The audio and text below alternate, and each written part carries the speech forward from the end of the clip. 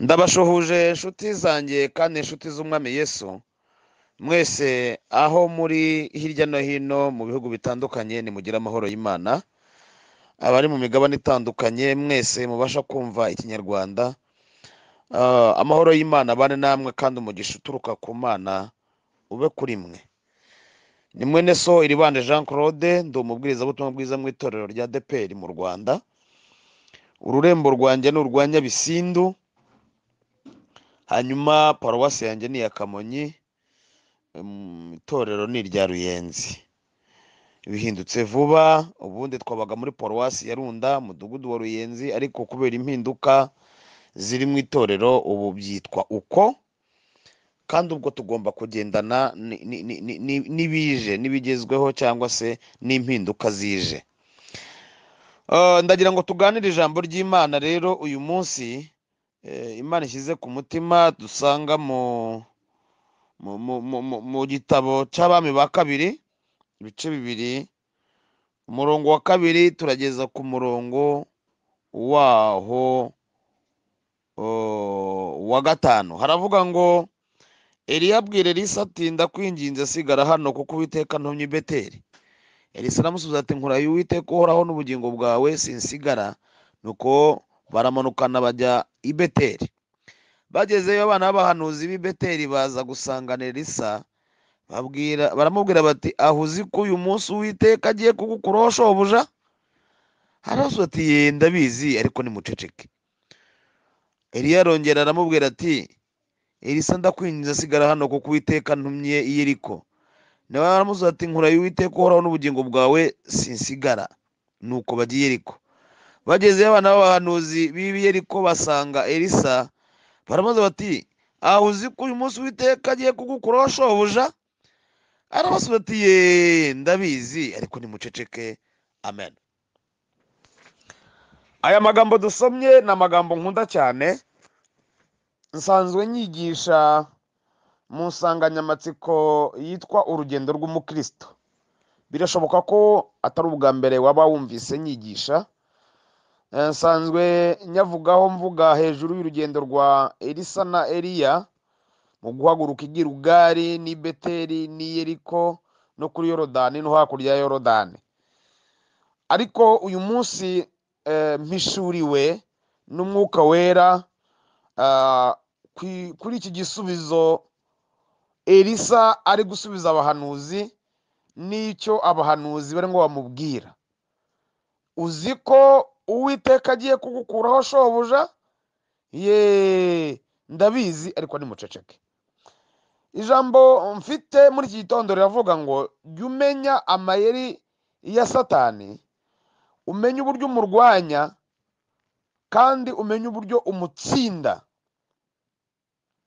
Imana idufashe kandi nitugirire neza. Muri iri jambo ry'uyu munsi ndashaka kubabwira uburyo Satani ajya arwana n'umuntu akageza ubwo amenya neza ko amayeri ye yose y'ibinyoma umuntu yayamenye, hanyuma akifashisha ukuri kugira ngo akuyobye. Ndashaka kuvuga uburyo Satani ajya yifashisha ukuri kugira ngo abe yaburizamwo umugambi w'Imana ku buzima bwawe, cyangwa se abe yakuyobya akoresheje ibisa n'ukuri. Satani nta kuri agira, ariko ashobora kukwifashisha kugira ngo nako akukuyoberezemwo udashishoje neza. Imana idufashe kandi Imana nitugire neza cyane. Hari ibimenyetso byinshi bigaragaza iryo jambo mvuze. Iyo usomye mu butumwa bwiza, haba muri Matayo, Mariko, Luka na Yohana, hakwereka iby'urugamba Yesu yarwanye mu gihe yari ari gusenga, ari mu butayu mu minsi 40, uburyo yageragejwe na Satani kugeza ubwo Satani yifashisha n'ibyanditswe byera. Aramubwira ngo iki cyo gikore ntacyo gitwaye, kuko ijambo ry'Imana rivuga ngo. Urumva ko Satani ashobora kwifashisha n'ijambo ry'Imana kugira ngo akuyobye inzira, akuvane mu mwanya wari urimo. Kandi ijambo ry'Imana ni ukuri nyine, byari byanditswe uko. Ariko Yesu amenya gutegura umutego Satani yamuteze yifashishije ibyanditswe byera. Imana idufashe kandi nitugire neza cyane. Mwene data nshuti unteze amatwi, ndagira ngo ubimenye rwose ko nta gitangaza cyaba kirimo ko Satani ashobora kwifashisha ibyanditswe byera, nubwo muri we bitamubamwo. Yakwifashisha ubuhanuzi nubwo atari umuhanuzi, yakwifashisha ukuri nubwo atari umunyakuri, ariko afite tageti yo kukuyobya inzira. Niyo mpamvu kumurwanya bisaba kuba uhagaze neza mu mwuka, uhagaze neza mu ijambo ry'Imana, usobanukiwe ku rwego rwo hejuru. Imana iduhane umugisha, Imana itugirire neza. Nongeye gutekereza andi magambo akomeye cyane y'inzozi umugore wa Pilato yarose ubwo Yesu yendaga kujyanwa mu rukiko muri cya gihe cy'ifatwa rye, bigana mu kuducungura. Mwibuke ko umugambi wa Yesu kwari ukuducungura, akatuvana mu byaha, tukabaturwa, tukaba abana b'umucyo. Ariko uwo mugambi Satani yawurwanyije mu buryo butandukanye. Haba mu guhera mu ivuka rya Yesu, yarwanyije uwo mugambi wo gucungurwa kwacu Satani mu buryo bukomeye cyane, kugeza ubwo agera no ku rwego yifashisha inzozi. Yifashisha inzozi, kandi inzozi z'ukuri. Yifashisha iyerekwa ry'umugore w'umutware ukomeye, ry'umugore w'umutegetsi, ndetse umucamanza mukuru wagombaga gucira Yesu urubanza. Hanyuma Bibiliya igaragaza uburyo yabwiye umutware we, uwo mugore, ngo mu nzozi yabonye ngo umugabo we mu rubanza bari bumuzanire umukiranutsi w'umuziranenge. Arangije abwira umutware we, aramubwira ati sheri, ndose inzozi zikomeye, ndose hari umukiranutsi w'umuziranenge bari bukuzanire mu rukiko. Uramenye ntugire ikintu umutwara rwose, ndakwinginze, kuko nabihishuriwe rwose. Mu by'ukuri umenye neza ko izi nzozi uyu muntu yari yarose zari zo.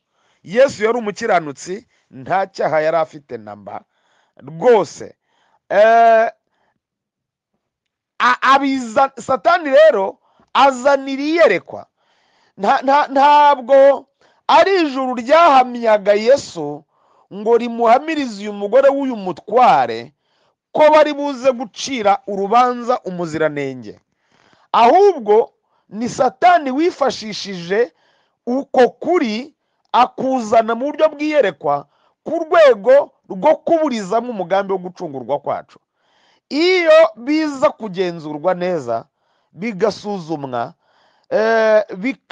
umutware akita ku iyerekwa ry'umugore we, akavuga ati nkurikije amavuta umugore wanjye abamo n'iyerekwa rye ridahusha, mbonye ko uyu muntu ari umukiranutsi, dore ko n'ubundi yabibonye, ariko bikarangira n'ubundi uwo mugambi wa Yesu wo kuducungura ukomeje.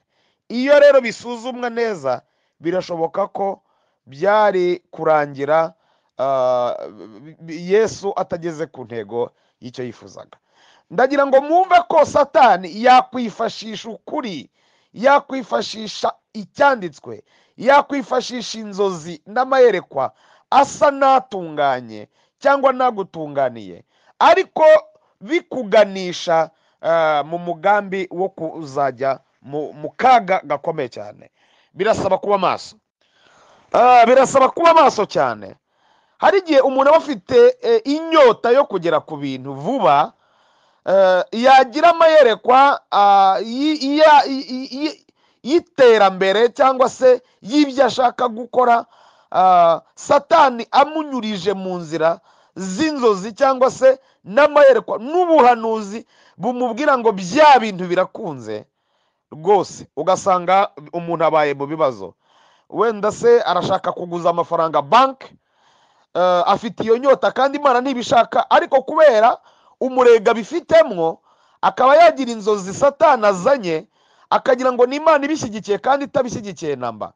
Imana itugire neza kandi turengere. Nibutse umukobwa wigeze uza mu rugo kundeba ngo musengere, yari afite umuntu yashakaga kubana nawe, ariko igihe nasengaga Imana impishurira ko atari we.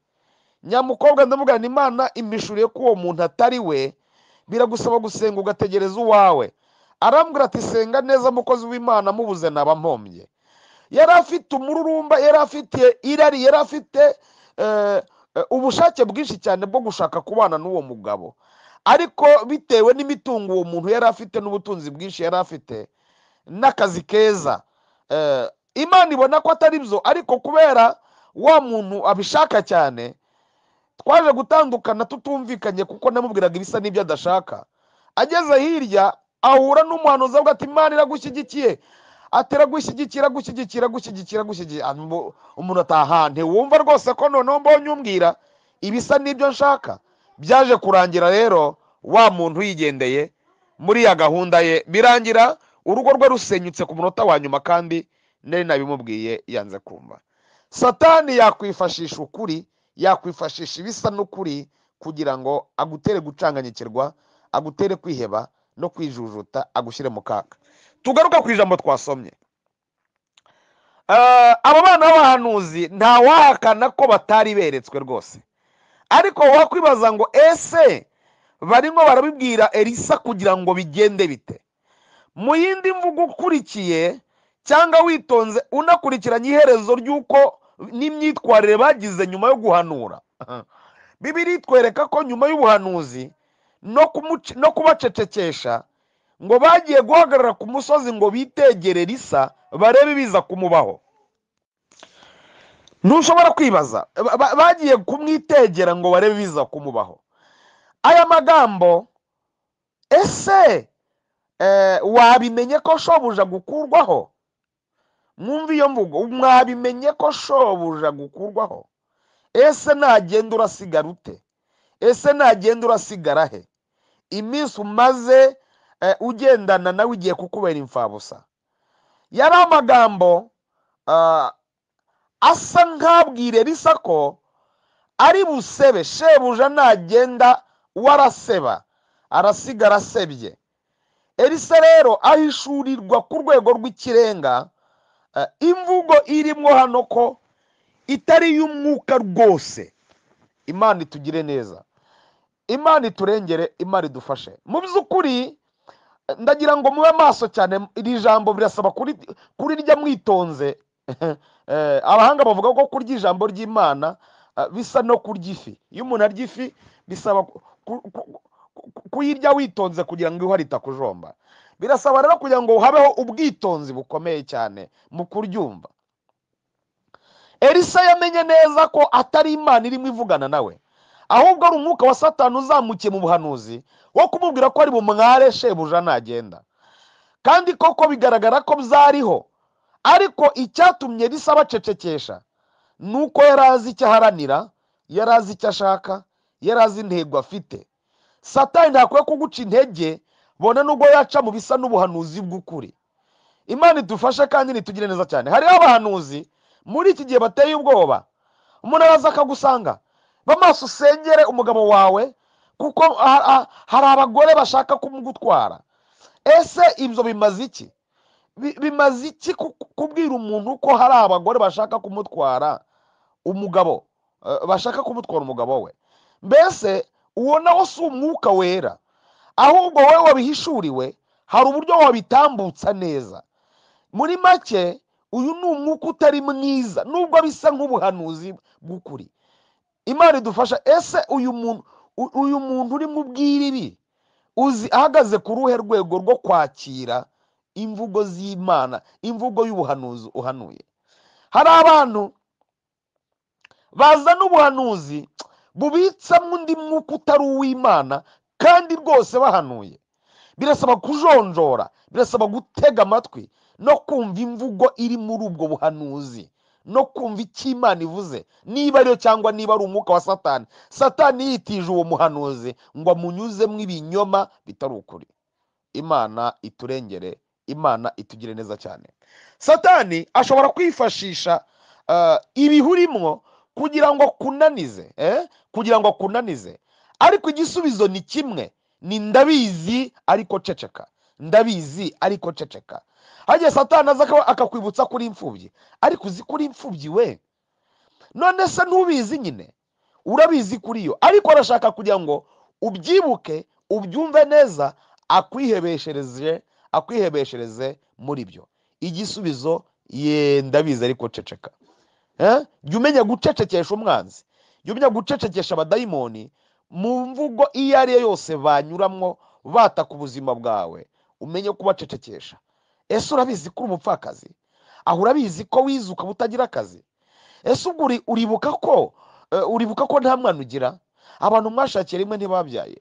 Uribuka ko ese uribuka ko umugabo wawe atagukunda neza? We uribuka arya Satani uribuka ko uri mu bukode? Aho uribuka ko nta nzu ugira? Uribuka ko umaze kubyara abana benshi? Satani ajyaza agafata ibihe wowe urimwo, ubuzima urimo uviva, urimo urwana nabwo wisengera Imana, akabuzana mu yindi mvugo kugira ngo abukumvishe neza, akubabarize muri bwo, akwihebeshereze muri bwo, agutere amajune, kwiyanga, kwivuma, kwibabaza no kwishyira habi, maze abone uko akwitendekaho. Birakwiye ko rero umenya kumurwanya ku rwego rwo hejuru. Igisubizo ni kimwe, mubwire ati ndabizi ariko ceceka. Imana idufashe kandi nitugire neza cyane. Elisa rero yakomeje kuguma ku ntego ye, yakomeje kuguma ku mugambi we, akomeza guhanga amaso imbere, akomeza guhanga amaso shebuja mpaka asingiriye icyo yaragambiriye kuri shebuja. Haleluya. Ndagira ngo nkubwire ngo mwere data, kugira ibintu biguca intege, wowe tumbira imbere, ukomeze intego y'icyo uharanira uburyo bwose. Abaguhanurira ko utazasohora, abakubwira ko urugendo utazarurangiza, abakubwira ko uzagwa mu nzira, abakubwira ko ibi byose Satani ni uburyo arimo yifashisha inzira zizewe.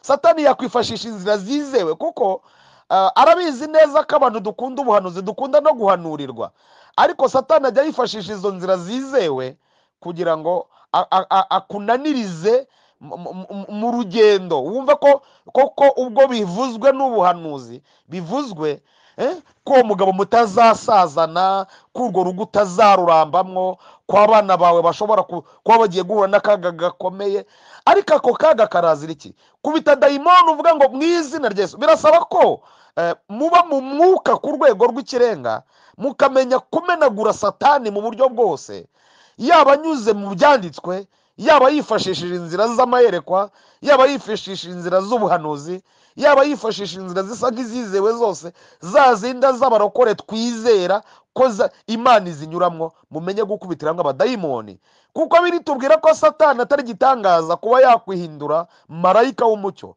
Ubwo rero mwumve ko ibyo ndimo mvuga ari ukuri, muhagarare muri uwo mwanya, mucecekesha abazimu, mucecekesha abadayimoni. Satani abura inzira rwose, mumwarize impande zose, amware, amenye neza yuko Imana iri kumwe namwe. Haleluya. Aba bahanuzi bari bitegeye Elisa, aho baboneye shebuja Eliya agiye, Elisa agarutse, baravuze bati ni ukuri Imana yari iri muri Eliya itashye muri Elisa. Haleluya. Bahindura imvugo ko batongeye kumubwira aya magambo ya mbere. Se ni ikikwereka ko iyo uzi icyo uharanira, ntuba ukwiye gucika intege n'amagambo ayo ari yo yose, aho yaturuka hose. Imana idufashe kandi Imana itugire neza. Nimugire amahoro rero, uyu munsi mugubwe neza. Mbifurije guhagarara neza mu mwanya murimwo, buri muntu wese abashe kurwana n'umwanzi aho ari hose. Imana ibahe umugisha, Imana ibarebe neza. Ndabakunda, dukomeze gufashwa no kugubwa neza, kandi ijambo ry'Imana rikomeze kuba ku bugingo bwanyu. Imana ibahe umugisha mu izina rya Yesu, amen. Mana, mu izina rya Yesu turagusabye kugira ngo uduhe umwuka wera, tubashe kumenagura abadayimoni bose mu nzira zose banyuramwo, tubashe kubatsinda no kubananiza mu izina rya Yesu. Tubashe guhagarara tudatsinzwe n'uburiganya bwa Satani, tubashe guhagarara mu mwanya mwiza umwe Satani adashobora kudufatiramo na busa, ahubwo tube twuzuye imbaraga z'Imana, tube twuzuye gutsinda no kunesha, tube twujuje imbaraga mu buryo bwose, kandi duhagaze neza ku buryo Satani atabona aho yanyura kugira ngo atunanize. Tubisabye Imana mu izina rya Yesu, amen. Shalom shalom.